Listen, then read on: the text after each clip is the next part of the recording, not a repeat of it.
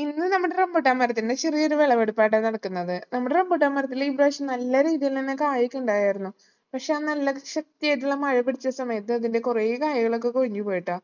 അത് കഴിഞ്ഞിട്ട് പിന്നെ ഉണ്ടായ കായകളെന്നുണ്ടെങ്കിൽ ഒരു 3-4 ട്രിപ്പൊക്കെ ആയിട്ടാടാ പൂ പിടിച്ച് ഫ്ലവർ ചെയ്തത്.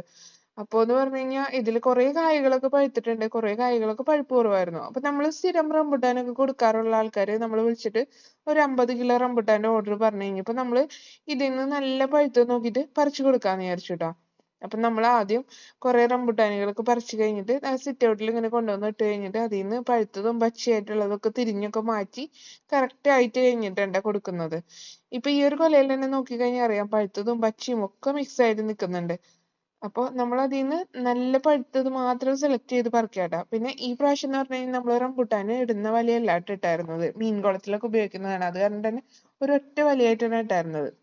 അപ്പൊ നമ്മള് ആ വലയൊക്കെ പൊക്കി റംബുട്ടാനൊക്കെ പറിച്ചു കഴിഞ്ഞിട്ട് സിറ്റ് ഔട്ടിലൊക്കെ കൊണ്ടുവന്ന് ക്ലീൻ ചെയ്ത് കഴിഞ്ഞിട്ട് നമ്മളിത് ഇതുപോലെ തന്നെ ബോക്സിലൊക്കെ ആക്കിയിട്ടാ കൊടുക്കാനായിട്ട് കൊണ്ടുപോകുന്നത്.